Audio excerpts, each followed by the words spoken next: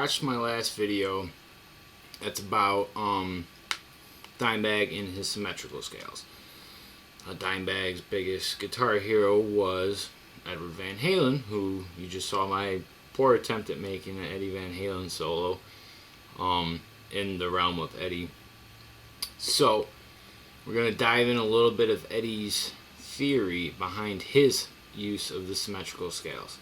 So I open up the lick, or I open up the solo with a, if you can hear me, there we go,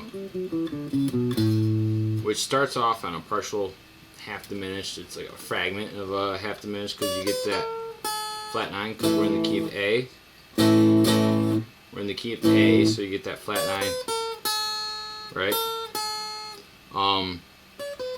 And it resolves to the A, so you get that partial half diminished, and then you start moving towards a natural minor sound, and then you go to the Mixolydian sound, and then we go to this lick, right? So that's a harmonic major sound. Harmonic major would be in the key of A is,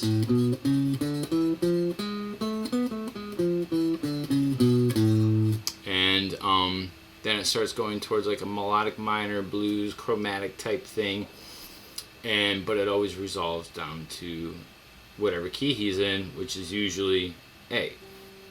So, and then I do, which is just starting on the B. Well, yeah, so it starts on the B. So you get like a Locrian sound, a half diminished sound, and then, you know, blues. And then we go to one of my favorite sounds is his other scale, in the key of A. So it starts off on like a minor scale, and then it goes to a half diminished chromatic sound.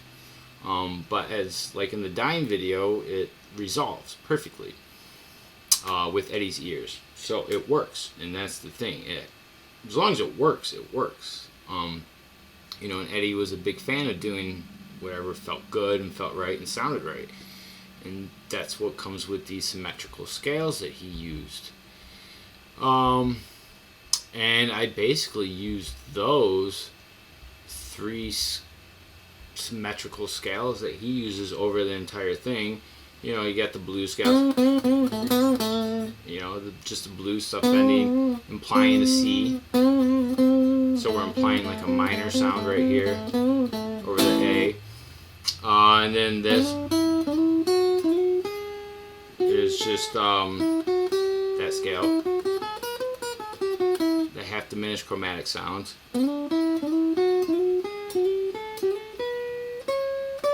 Throwing that C major or C sharp, so it makes it a major sound, and then Phrygian sound.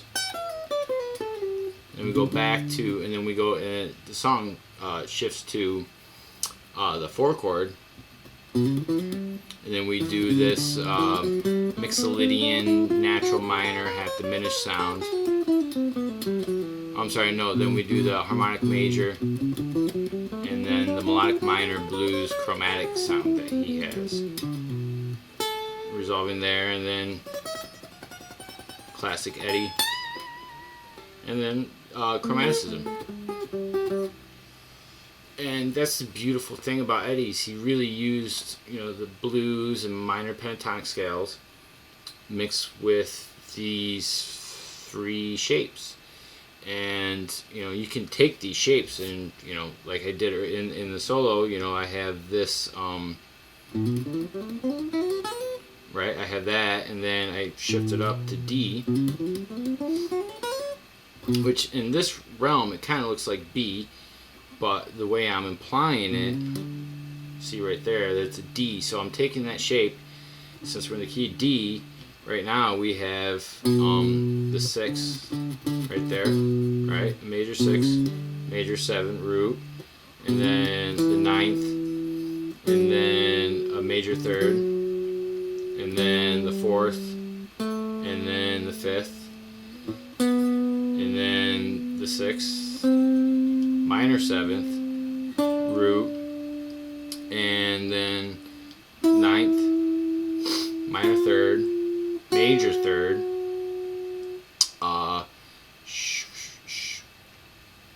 sharp 11, sorry, brain fart, 11, or the 5th, sorry, another brain fart, then the 6th, major 7th, root, and then I resolved it to the A, you know, so root 5th. And, you know, those are shapes and patterns that Eddie would use, and these shapes and patterns gave him part of that sound that everybody was chasing for, aside from like his actual guitar sound, his choice of notes, and his phrasing. These are the things that Eddie used to make himself stand out, and they were magnificent in my opinion.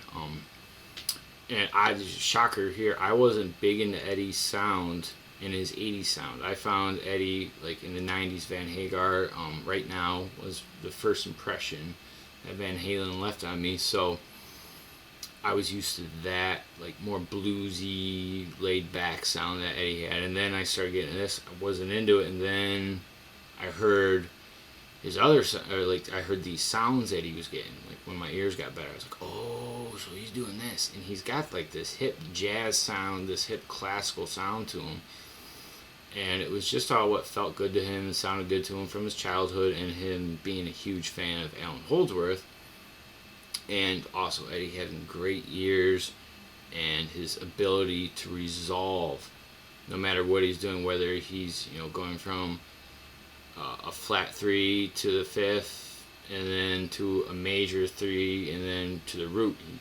He could just figure this all out, and this half diminished and chromatic stuff that he did. He just figured it all out and resolved it.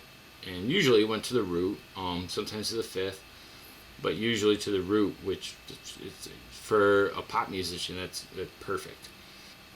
You can learn a lot from these scales and the resolution, and being able to utilize these in your, you know, playing, composition, improvisation, and having fun with this stuff. I totally recommend digging into it. And if you have any questions, feel free to contact me. So, as a jazz player and a guy who just did a video on Eddie Van Halen and symmetrical scales and Dimebag symmetrical scales and Allen Holdsworth, I'd be a sinner if I didn't, you know, say or show how I implement these things into my playing. So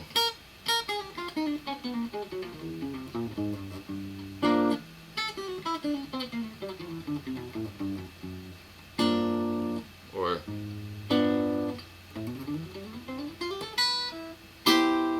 right, just being able to use these shapes and then resolve them, whether it's from above, below,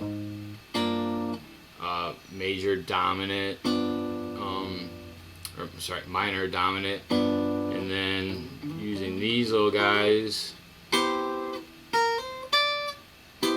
So right here you got like a dominant sound, and you get the 9th sound, and then you're resolving it to the major sound. So you can use this in anything. I mean, Holdsworth used it clearly in jazz, and that will be coming up soon. But it'd be a sin for me to not mention that Eddie's style and symmetrical scales did not influence me on a jazz box and my jazz playing, my attempt to play jazz.